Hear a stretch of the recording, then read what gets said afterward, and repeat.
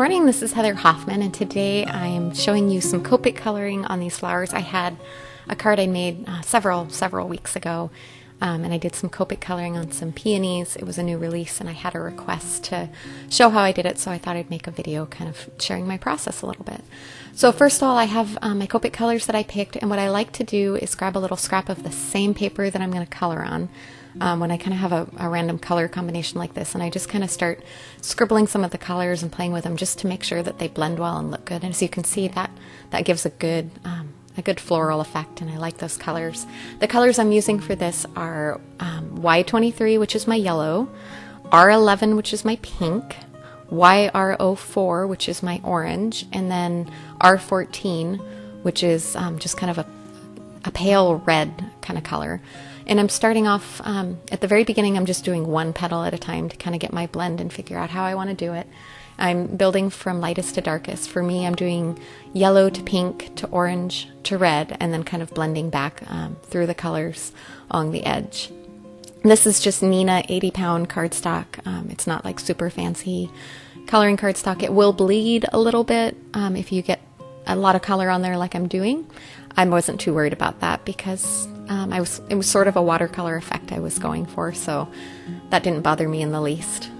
So again, as I'm going along, I'm just going to do one petal at a time. Each one of these petals I started and ended with the yellow and did some pink there in between. The little buds I did a little bit darker, so more of the red and the orange and less of the pink and the yellow. The larger buds I got a little more of the yellow and the pink in there just to blend it out. So slowly, you notice here I'm doing two petals at a time now that I've gotten a little more comfortable on kind of what I'm doing and what I want to do. I'm expanding out to make it go a little quicker.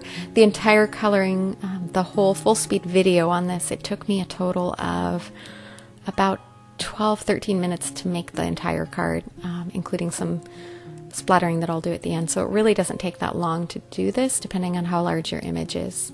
I've sped it up, of course, for the video so that you don't have to sit and watch slow coloring. For the green for the leaves, I have two shades of green, YG03 and YG25. They're not super different, but I started with the lighter color and kind of flick out from the center of the leaves and then blend in a little bit of the darker and then flick out again with the lighter. So I'm leaving a little bit of white at the end of the leaves. This will just add a little bit of a highlight effect to finish it off. Now I'm going to speed up the video a little here and finish coloring and let you watch and enjoy that.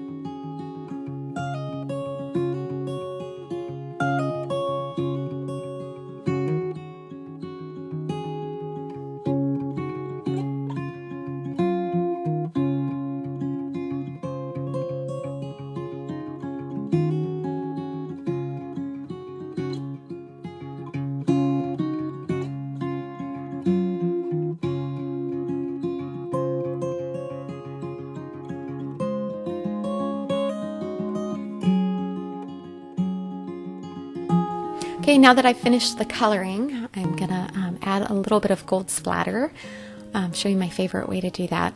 I think it kind of reinforces a little bit of the watercolor feel to this. And I forgot to mention too that the stamp set I used for this is the June 2008 Kit of the Month, and then the sentiment is from a beautiful Gracie L design stamp set called He Will Sustain You. They work really well together. My favorite way to add gold splatter these days is my Gansey Tambi Starry Colors palette. There's I like that there's different shades of gold, so I can pick which particular color I want. And I simply use a wet water brush, add a little water to loosen it up, and then add my splatters on there. Adds great shine, and again on this card, since it's Copics, but it has a watercolor feel, I like how the ink splatters kind of help reinforce that feel a little bit more, and look at that pretty shine. Thanks so much for coming by today. Have a great day.